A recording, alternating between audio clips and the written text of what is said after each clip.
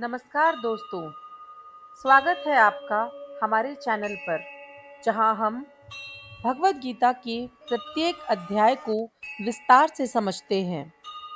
आज हम भगवत गीता के 5वें अध्याय, जिसे कर्म संन्यास योग के नाम से जाना जाता है, की गहराई से चर्चा करेंगे। इस अध्याय में भगवान श्री कृष्ण कर्म और संन्यास के बीच के भेद को स्पष्ट करते हैं और यह बताते हैं कि कर्म योग, जिसमें व्यक्ति बिना किसी फल की इच्छा के अपने कर्तव्यों का पालन करता है, सर्वोत्तम है। आइए इस वीडियो में जानें कि कैसे हम अपने जीवन में कर्म योग का अभ्यास कर सकते हैं और साथ ही संन्यास के वास्तविक अर्थ को समझ सकते हैं। अर्जुन की जिज्ञासा और भगवान की प्रतिक्रिया। इस अध्याय की शुरुआत अर्जुन की जिज्ञासा से होती है। अर्जुन को यह नहीं समझ आ रहा कि उन्हें किस मार्ग का अनुसरण करना चाहिए, कर्म का त्याग, संन्यास या कर्म करते रहना, कर्मयोग। अर्जुन को यह द्वंद्व हो रहा है कि कौन सा मार्ग उन्हें मोक्ष की ओर ले जाएगा। भगवान श्री कृष्ण उन्हें बताते हैं कि दोनों मार्ग उचित हैं, लेकिन निष्काम भाव से कर्म करना अर्थात कर्म योग श्रेष्ठ है। अर्जुन की उलझन। अर्जुन की यह उलझन सामान्य मानव जीवन की स्थिति को दर्शाती है, जहां हम अक्सर सोचते हैं कि कर्म को त्याग करना बेहतर है या सांसारिक कार्यों में लिप्त रहते हुए भी मोक्ष को प्राप्त किया जा सकता है। यह अध्याय इस जिज्ञासा का समाधान करता है। भगवान की प्रतिक्रिया। भगवान श्री कृष्ण कहते हैं कि संन्यास और कर्म योग दोनों ही मुक्ति के मार्ग हैं, लेकिन कर्म योग, जिसमें व्यक्ति कर्म करता है परंतु फल की इच्छा नहीं रखता, श्रेष्ठ है। केवल कर्मों का त्याग कर देना समाधान नहीं है, बल्कि कर्म करते हुए भी आसक्ति न रखना असली संन्यास है। कर्म और संन्यास का वास्तविक अर्थ। भगवान श्री कृष्ण इस अध्याय में यह स्पष्ट करते हैं कि केवल कर्म का त्याग करने से व्यक्ति को मोक्ष प्राप्त नहीं होता, बल्कि यह महत्वपूर्ण है कि व्यक्ति अपने कर्तव्यों को निष्काम भाव से करता रहे।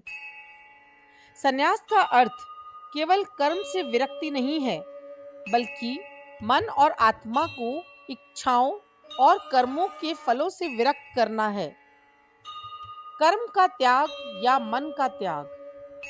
भगवान यह बताते हैं कि बाहरी रूप से कर्म का त्याग करना पर्याप्त नहीं है। असली संन्यास वह है जब व्यक्ति मन और इंद्रियों को शांत कर लेता है और किसी भी कार्य के प्रति आसक्ति या मोह नहीं रखता। कर्मयोगी वही है जो संसार के कार्यों में लगा रहता है, लेकिन वह न तो उनसे प्रभावित होता है और न ही किसी फल की कामना करता है। कर्मयोग की श्रेष्ठता। इस अध्याय में श्री कृष्ण कर्मयोग को संन्यास से बेहतर बताते हैं। कर्मयोग का सीधा सा अर्थ है कि व्यक्ति अपने सभी कर्तव्यों को करते हुए भी परमात्मा में लीन रहता है और हर कर्म को भगवान को समर्पित कर देता है। व्यक्ति कर्म करता है, लेकिन फल की चिंता किए बिना। यही असली त्याग है। कर्म करते रहना। भगवान बताते हैं कि कर्म करना हमारी जिम्मेदारी है।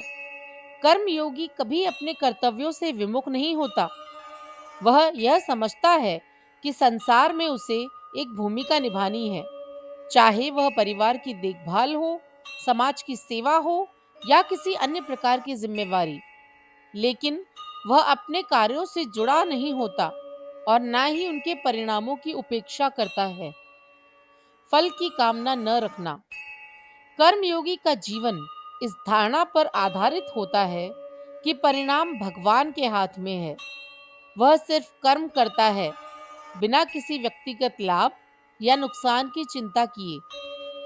यही निष्काम कर्म है जो व्यक्ति को मुक्ति की ओर ले जाता है। सन्यासी और कर्मयोगी में भेद। श्री कृष्ण इस अध्याय में बताते हैं कि सन्यासी और कर्मयोगी दोनों ही मुक्ति की दिशा में आगे बढ़ते हैं, लेकिन कर्मयोगी का मार्ग अधिक सरल और व्यवहारिक है। सन्यासी वह है जो सभी कर्मों को त्याग कर देता है और संसार से विरक्ति प्राप्त कर लेता है, जबकि कर्मयोगी वह है जो संसार में रहते हुए भी आत्मज्ञान प्राप्त करता है और मुक्ति की ओर बढ़ता है। सन्यासी की कठिनाई। सन्यास का मार्ग कठिन है क्योंकि इसमें व्यक्ति को सभी सांसारिक बंधनों से मुक्त होना पड़ता है। यह मार्ग केवल उन्हीं के लिए है जो मानसिक रूप से पूरी तरह तैयार हैं और जिनका मन पहले से ही शांत है।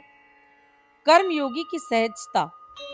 कर्मयोगी का मार्ग सरल है क्योंकि इसमें व्यक्ति अपने कर्तव्यों का पालन करता रहता है, लेकिन वह किसी भी कार्य से बंधा नहीं होता।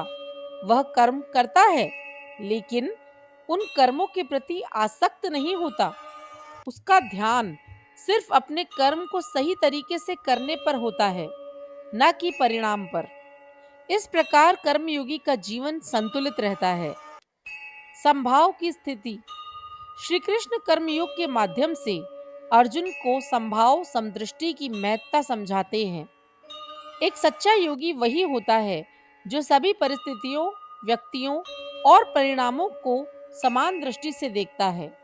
ना तो उसे सुख की लालसा होती है और ना ही वह दुख से विचलित होता है। वह हर स्थिति में संतुलित रहता है। सुख दुख में समानता। भगवान बताते हैं कि एक कर्मयोगी व्यक्ति सुख और दुख दोनों में समान रहता है। वह सफलता या असफलता, लाभ या हानि, प्रशंसा या आलोचना किसी भी चीज से प्रभावित नहीं होता। उसकी आंतरिक स्थिति स्थिर रहती है क्योंकि वह जानता है कि ये सब सांसारिक चीजें अस्थायी हैं। सभी को समान दृष्टि से देखना। कर्मयोगी के लिए हर व्यक्ति समान होता है। वह अपने मित्र, शत्रु, निर्धन, अमीर, ज्ञानी या अज्ञानी को एक ही दृष्टि से देखता है। उसके मन में किसी के प्रति द्वेष या विशेष प्रेम नहीं होता, बल्कि वह सभी जीवों में भगवान को देखता है। आत्म साक्षात्कार का मार्ग। श्री कृष्ण कहते हैं कि जो व्यक्ति निष्काम भाव से कर्म करता है वह आत्म साक्षात्कार की ओर अग्रसर होता है। जब व्यक्ति कर्म करते हुए भी कर्मों से बंधा नहीं रहता, तब वह आत्मा के वास्तविक स्वरूप को पहचानने लगता है और परमात्मा से एकाकार हो जाता है। कर्म से मुक्ति का अर्थ। कर्म योग का अंतिम उद्देश्य यह है कि व्यक्ति अपने कर्मों से मुक्त हो जाए, लेकिन इसका मतलब यह नहीं है कि कर्मों को त्याग दिया जाए। कर्मयोगी कर्म करता है, लेकिन उसकी आत्मा उस कर्म से जुड़ी नहीं होती। वह समझता है कि कर्म केवल शरीर के स्तर पर होते हैं और आत्मा उनसे अछूती रहती है। आत्म साक्षात्कार की स्थिति। जब व्यक्ति इस अवस्था में पहुंच जाता है तो उसे आत्म साक्षात्कार हो जाता है। वह जान लेता है कि उसकी आत्मा अमर, अविनाशी और अचल है। यही अवस्था मोक्ष की ओर ले जाती है। भगवत गीता के 5वें अध्याय में भगवान श्री कृष्ण ने यह स्पष्ट किया कि कर्म योग ही मोक्ष का श्रेष्ठ मार्ग है। कर्म को त्याग करने से बेहतर है कि हम अपने कर्म करते रहें, लेकिन बिना किसी आसक्ति के। कर्म योग हमें यह सिखाता है कि कैसे संसार में रहते हुए भी हम मुक्ति प्राप्त कर सकते हैं।